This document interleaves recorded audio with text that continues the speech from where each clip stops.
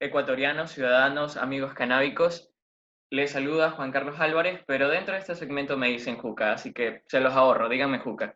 Tengo el placer el día de hoy, 8 de junio del 2020, estar con dos personas sumamente increíbles.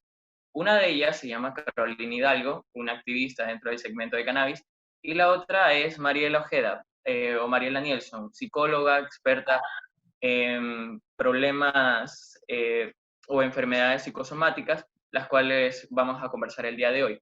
Antes que nada, hoy, 8 de junio, después de algunos cambios dentro de lo que están pasando en las normativas, en la reglamentación, cambios en la Asamblea Nacional, muy importantes que van a afectar directa o indirectamente al segmento de cannabis. Es por eso este programa, es por eso este espacio, es por eso este tipo de entrevistas, donde nos van a permitir acercarnos un poco más a toda la información que nosotros necesitemos, querramos saber y por supuesto que nos compete a todos.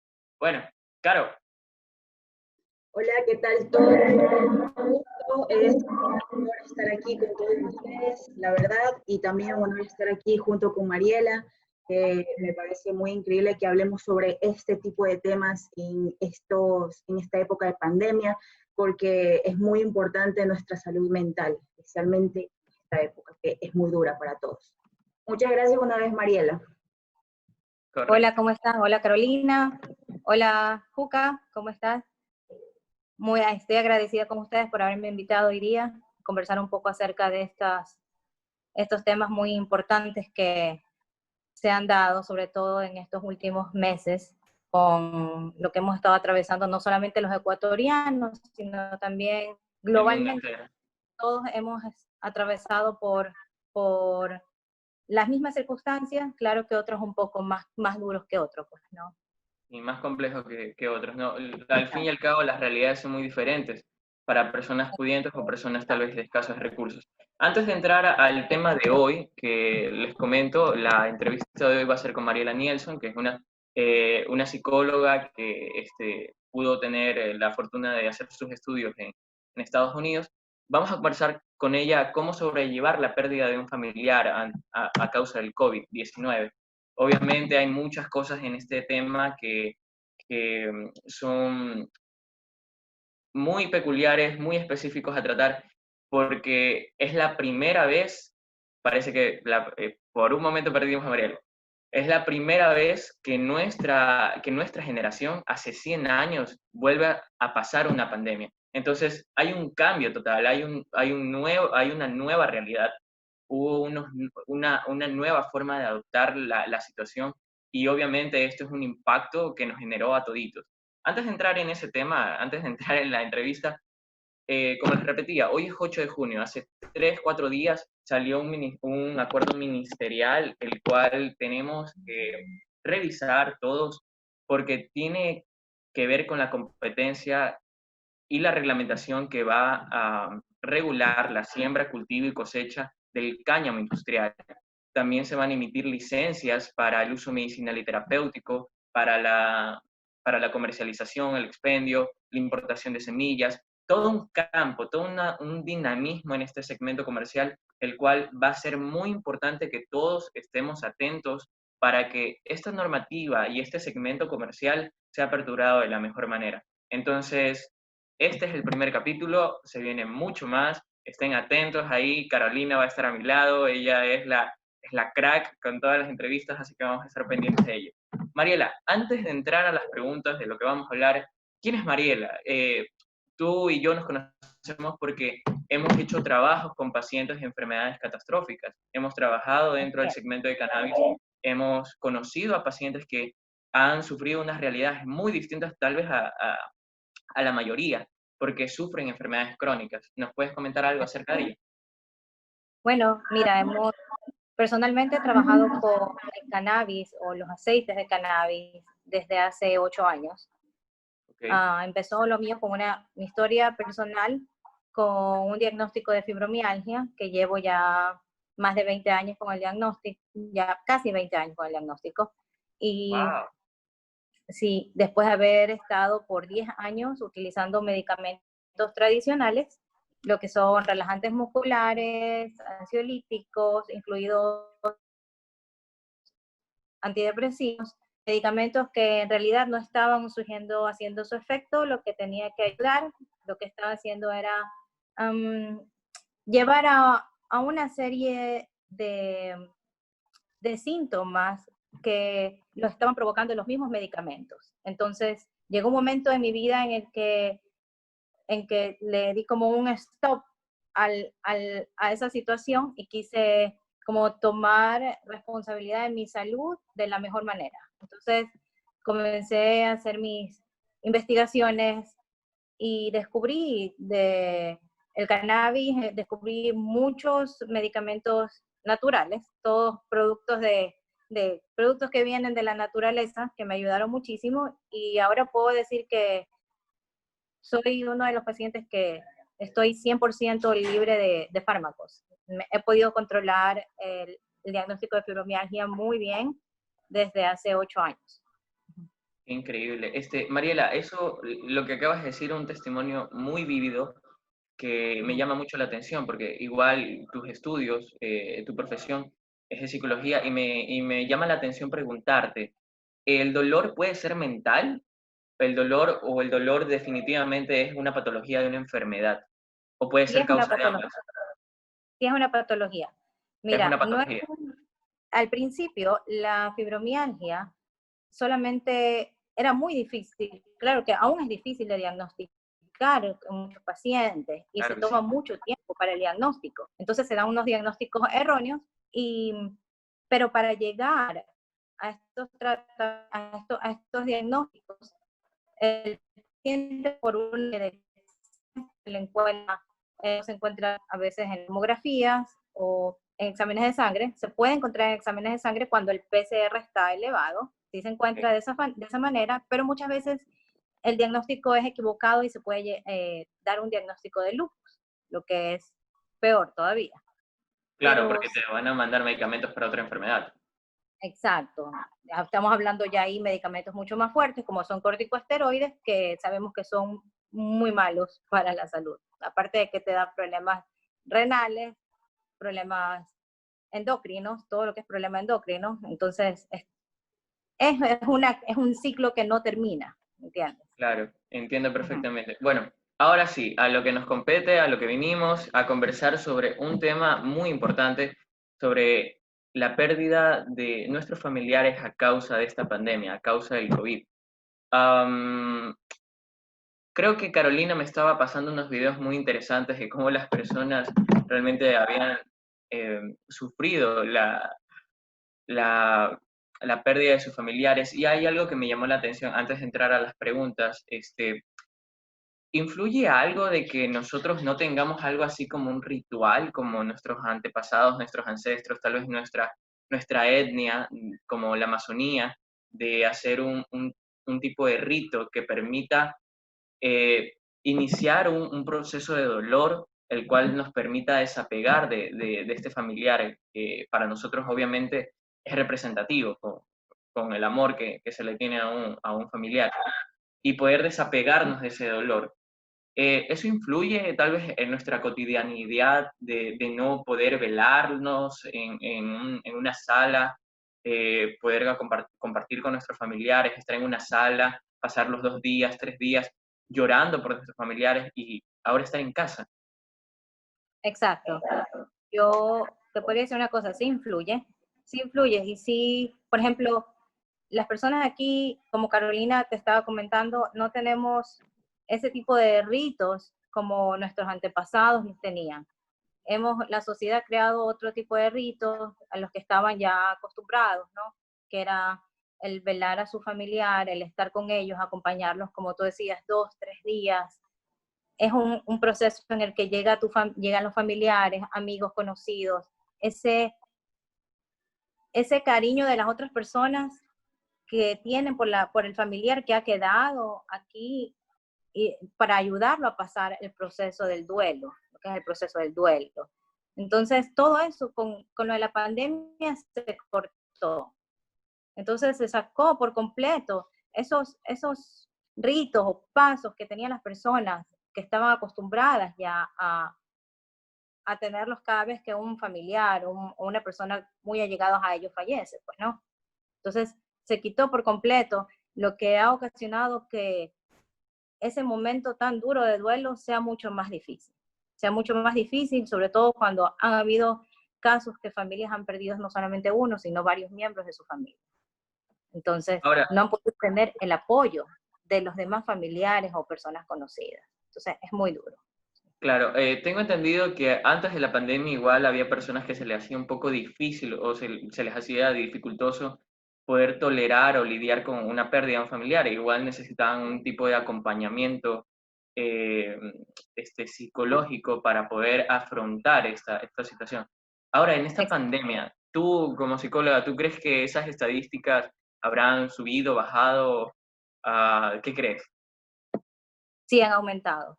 Han aumentado y han aumentado mucho. Personas que antes no tenían síntomas de ansiedad han estado presentando síntomas de ansiedad que antes no los tenían.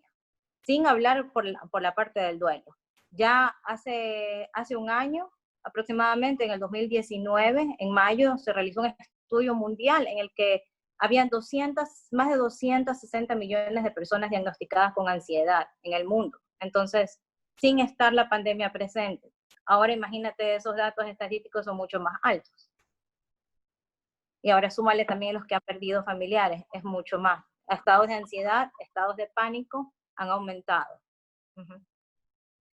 Y ahora que tenemos, bueno, ya sabemos que en las primeras semanas que tuvimos la pandemia, aparte de que mucha gente falleció en los hospitales, también hubo personas que lamentablemente fallecieron en sus casas debido a que no pudieron ser atendidas por el sistema de salud, debido a que todo estuvo colapsado.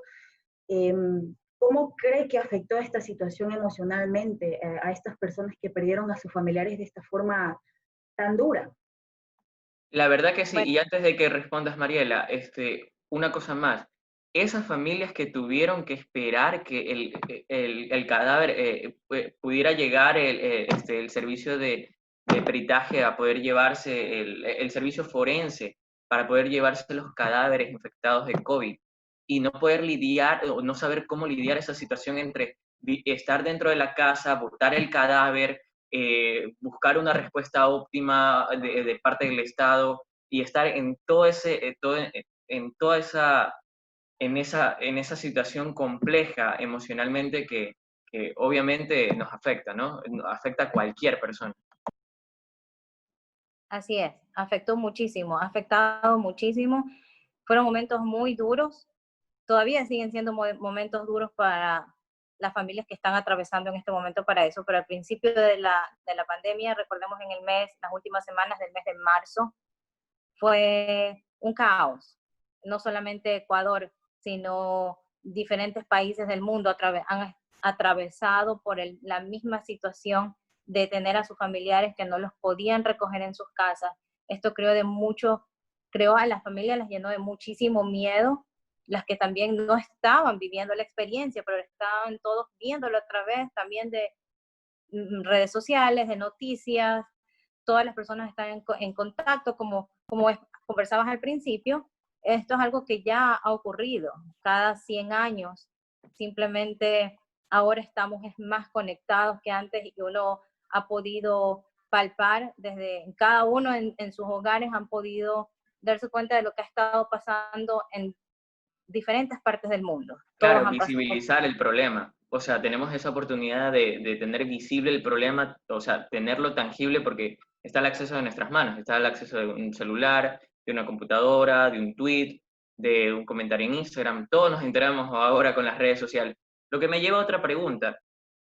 La desinformación o la información que impacta en las redes sociales, todo lo que compartimos, y justamente en esta época de pandemia, ¿tú crees que la histeria colectiva generó también un papel importante en toda esta crisis?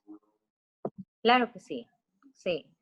Yo te digo algo, sí generó mucho, se escuchaban muchas noticias también que eran falsas, personas de otras partes, tenemos familiares, por ejemplo, en otras partes del mundo, personas se comunicaban preguntando, ¿es verdad esto que está pasando en Ecuador? Vi muchas noticias que también no eran las las más correctas tampoco. Claro que atravesamos por momentos muy difíciles aquí en Ecuador, pero algunas de las noticias que me llegaban no eran ciertas. Y cuando conversaba con algunas personas, conversaba con pacientes, yo la verdad lo que les aconsejaba era alejarse de las redes sociales, tener medios confiables, no todos los medios, no todo audio se puede creer, no toda noticia tampoco es cierta, hay que saber clasificar y saber de qué fuente es, ¿no? Efectivamente, especialmente con las redes sociales se puede crear un pánico colectivo. Al menos a mí me pasó, al menos una vez, no sé si recuerdan que pasaron estos videos en los que supuestamente estaban quemando cuerpos en las calles porque ya no tenían de otra. Sí, qué histeria colectiva. Al menos a mí después de ver esos videos fue, al menos me dio un pequeño ataque de ansiedad porque no podía creer todo lo que estaba viendo. O sea, parecía el fin del mundo, de verdad. Por eso hay que tener mucho cuidado con las redes y con las noticias falsas. Sí, correctamente, definitivamente hace un impacto a nuestra estabilidad mental más que todo. Caro, ¿tienes otra pregunta? Sí, ahora que cambiando de tema de las redes sociales y de la histeria colectiva que estábamos hablando, vamos a volver con el tema de las pérdidas, así como estábamos hablando. Mariela, me gustaría que nos explique en qué consiste el duelo. Buena Mira, pregunta. El duelo es un proceso que pasa, la mayoría de los seres humanos tenemos que experimentarlo en algún momento. Son diferentes etapas, la pérdida del ser querido, confrontar que el ser que la persona ha perdido ya no va a estar con ellos en sus vidas, pero es muy importante el apoyo en estos momentos tan difíciles, es importante el apoyo de familiares, amigos, personas conocidas que hagan que este momento sea más fácil de atravesarlo. Lo que ha hecho que sea un poco difícil en este momento con la pandemia, por lo que las personas no pueden visitarse. Esas visitas que antes las personas visitaban a los familiares porque sabían que habían perdido a alguien, se cortaron también. Entonces, se les recomienda una llamada, estar en contacto con las personas, porque normalmente las personas que atraviesan por un duelo, muchos suelen alejarse, desconectarse del resto de las personas, desconectarse, pasarlo solo, lo que puede provocar a síntomas parecidos, síntomas como la depresión, ¿no? Justamente, Mariela, ya que estamos hablando de este tema del acercamiento o el tratar de mantener relaciones familiares justamente en esta época de distanciamiento. Las redes son fáciles de generarnos información asequible. Sin embargo, te lo digo personalmente, que me llame un familiar mío y me pregunte cómo estoy, cómo me va, etcétera, tal vez no genera el mismo impacto que poder tenerlo en carne y hueso, estar aquí a mi lado, que me pueda ver a los ojos, bueno, en este caso a las gafas, que pueda ver cómo realmente me siento, cómo realmente está mi estado anímico. Tal vez la situación de que ahora se vuelve un poco más apático las pantallas. ¿Tú crees que influye negativa, positivamente la tecnología en ese aspecto? Mira, depende también del tipo de personalidad. Cada persona es distinta. Hay unos que nos hemos dado cuenta que necesitan mucho del apoyo de sus amigos, su familia, se han sentido muy solos, se han sentido desesperados en esta situación. Hay otros que lo han tomado con mucha normalidad, han ocupado su tiempo realizando otro tipo de actividades, han estado aprendiendo otros idiomas, han estado teniendo clases, han podido disipar la forma o enfrentarlo cada uno diferente. Pues no podemos generalizar a todos de que todos van a reaccionar de la misma forma. Listo, Mariela. Como nosotros sabemos, en nuestra cultura, para poder despedir a un ser querido que ha fallecido, sabemos que tenemos un proceso. Ustedes saben, realizar el velatorio, la caminata, para despedirse del difunto. Y debido a esta emergencia sanitaria hemos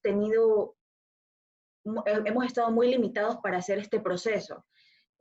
¿Usted cree que esto de alguna manera complica el proceso de duelo? Sí lo ha complicado. Sí lo ha complicado. Las personas han tenido, justo hoy escuché otro caso de un paciente, pero de alguien que falleció, pero no relacionado al virus, pero igual para toda persona que está falleciendo en este momento es difícil porque los procesos y los trámites no son como de costumbre, como solían ser hace algunos meses. Han cambiado y es un proceso, aparte de que es un proceso doloroso, un momento difícil, también en lo que es trámites, todo este tipo de cosas se ha complicado mucho más.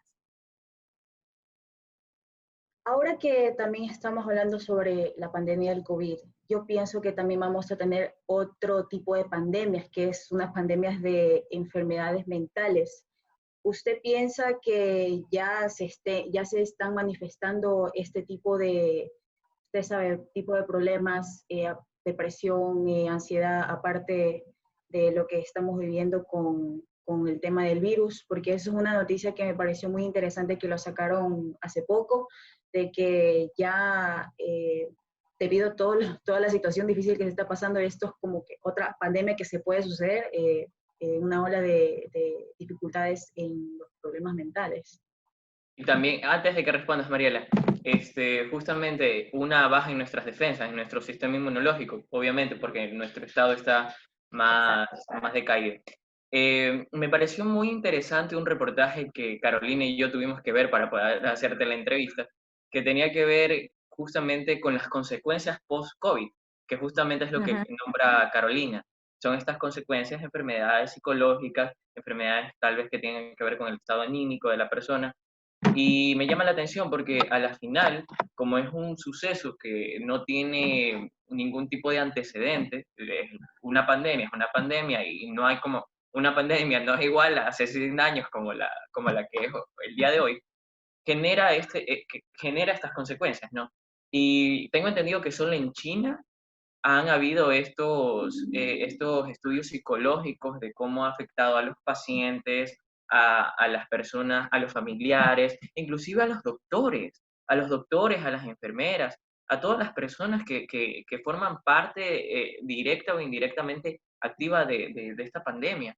Entonces, eh, tal vez será por esa razón que el futuro que viene para las personas sea una baja del sistema inmunológico. Mira, sí está relacionado, porque el sistema inmune depende mucho de nuestro estado anímico también. Cuando nuestro estado anímico baja, el sistema inmune también baja. También date cuenta de una cosa, muchas personas hemos estado en cuarentena, hemos estado en nuestras casas encerrados, muchos sin salir ya por varias semanas y semanas a la vez. Las personas no están recibiendo ni siquiera la cantidad de vitamina D que necesitan por el sol. Muchas personas, eso también baja el sistema inmune. Ahora, comentando con lo que me preguntaba Carolina, es algo que sí está ocurriendo. Está ocurriendo. Hay muchos problemas de ansiedad que se están viendo, mucho más que antes. Ansiedad, depresión de no poder ver muchas personas a sus familiares, personas mayores que están solos, que están pasando o afrontando esta pandemia solos, que no pueden ver, tener la compañía de sus hijos o de sus nietos, personas que han estado ya enfermas en un hospital. Imagínate el grado de ansiedad que se ha creado, que las personas no pueden ni siquiera acercarse a un hospital por muchas veces una simple cortada o pequeña fractura o una luxación, no pueden llegar al hospital porque tienen miedo.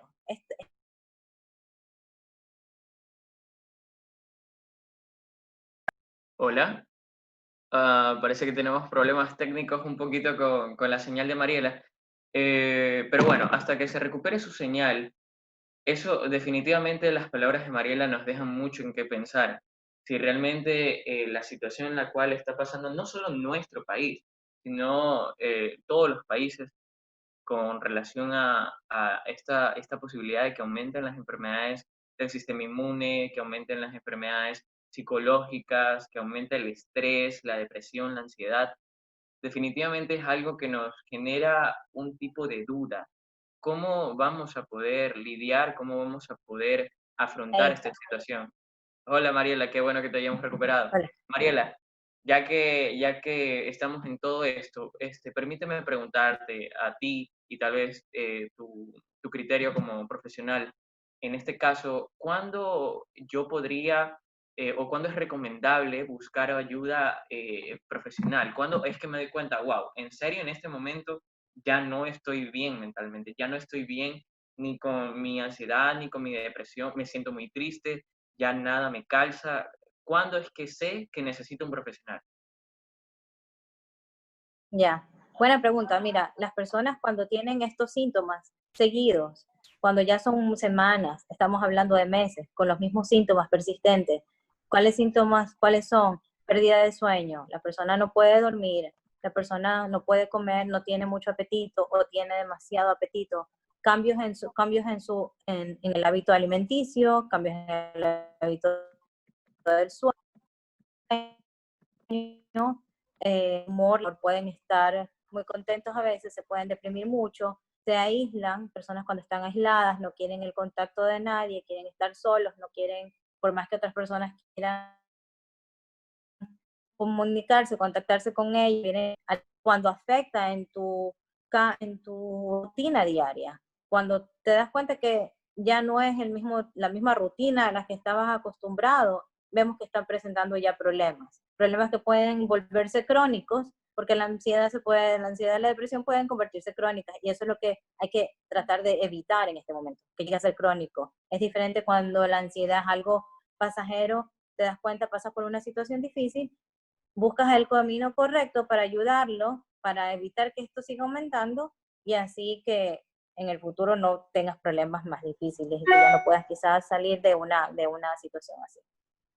Correcto. En todo caso, yo voy a terminar mi pregunta y creo que Carolina tiene una más. Entonces, ¿yo me tengo que dar cuenta de mi problema o definitivamente es un familiar externamente que me va a decir, wow, en serio, yo creo que necesitas? Es Sí, difícil mira, eso. esa es una buena pregunta porque muchas veces el, la persona no se da cuenta por sí mismo, pero el familiar debería ayudarlo. Tiene que ayudarlo cuando está, pero es que yo te estoy poniendo en el caso de que alguien esté solo también. Si alguien está solo, a veces una llamada, muchas veces familiares, amigos, como te digo, pueden, no quisiera decir monitorearlo, pero darse cuenta de ciertos síntomas de la persona y estar como chequear en ellos un poco más, estar más pendientes y ayudarlos de esa forma, ¿no? Es bueno que la persona se dé cuenta, por ejemplo, como te digo, mi familiar, qué sé yo, mi, mi tía, qué sé yo, o mi abuelita no están durmiendo bien, pasan preocupados mucho tiempo, quieren estar viendo las noticias, quieren estar pendientes de mucho de la situación, cómo está evolucionando todo. Entonces, hay que tratar de ayudarlos a evitar en eso. Claro que sí. Mariela, otra pregunta. ¿Cómo podríamos lidiar con esta situación? Bueno, especialmente las personas que han tenido esta pérdida muy dolorosa en la que perdieron a sus familiares debido al virus y no se pudieron despedir de la forma correcta. Claro, en este caso, ¿cuál sería la recomendación final para poder aceptar toda esta situación si es que no tengo un profesional? Se cortó. ¿Podrías repetirlo, por favor? No hay problema. Carolina, ¿le puedes volver a hacer la pregunta, por favor? Claro, le había preguntado a Mariela que cómo podemos lidiar con esta situación en la que una persona pierde a un familiar debido al virus y no podía tener la despedida respectiva como nosotros tenemos en nuestra tradición. Claro, en este caso, ¿cuál es la recomendación macro o una generalizada en caso de no poder acudir a un familiar, a un profesional? O no contar con un familiar que nos pueda ayudar a hacerlo personalmente. Exacto.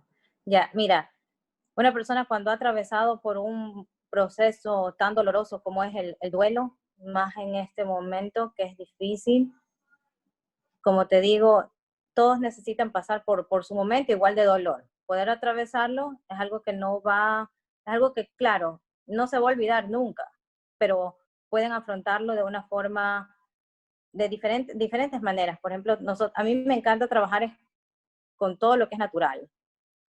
No les recomendaría a ninguna persona que tome medicamentos antidepresivos o ansiolíticos. Hay que estar muy pendiente de eso, tener muchísimo cuidado con los antidepresivos, no automedicarse.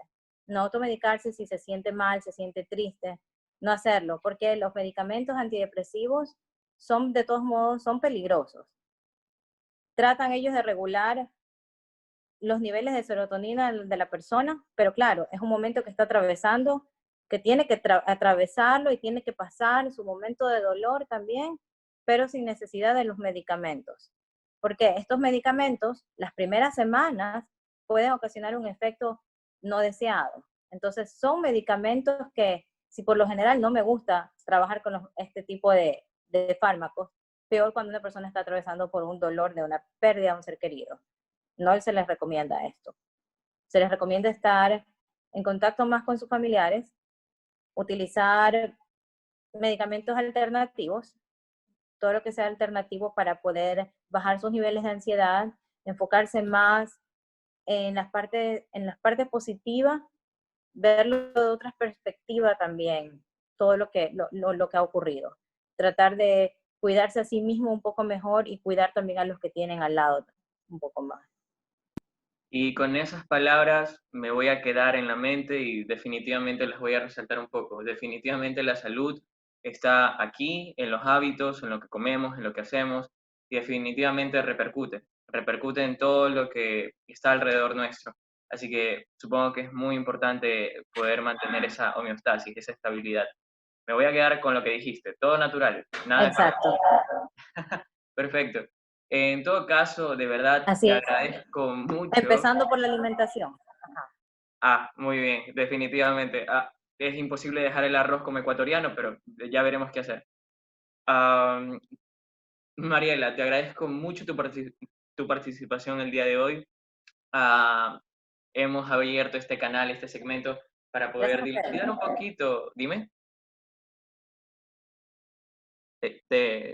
Gracias a usted. Gracias, Mariela. Hemos abierto este espacio para dilucidar un poquito, poder conversar estas cosas que tal vez a diario no podemos conversar o tal vez no se pueden encontrar en las noticias porque ya se tiene marcado un tipo de información que se brinda y también hay muchas noticias que monitorear, muchas noticias que informar. Entonces a veces se nos escapan estos espacios en donde realmente nos pueden dar ciertas informaciones útiles. Los próximos días, las próximas presentaciones van a ser con otros profesionales. La próxima presentación va a ser con un doctor que trabaja en el Ministerio de Salud Pública y ha basado su trabajo en los estados alterados de conciencia. Entonces, muy pendientes a la próxima entrevista. ¿Caro? Sí, exactamente. Es un tema muy interesante que nos va a llamar la atención a todos. Pero también muchísimas gracias a Mariela por haber aceptado la invitación y hablar sobre este tipo de temas que es muy importante, la verdad, especialmente en esta época de pandemia, la salud mental. Y también me voy a quedar en la cabeza en la parte que dijiste, tratar de arreglar estos problemas de forma más natural, así como acabas de decir, y vamos a quedar con ese tema en la cabeza. Muchísimas gracias de nuevo, Mariela. Todo lo que nos has dicho es demasiado interesante y información muy puntual que también nos va a ayudar a muchos para poder sobrellevar esta situación. Perfecto. Esto ha sido ICE 420. Gracias a ustedes. Adiós.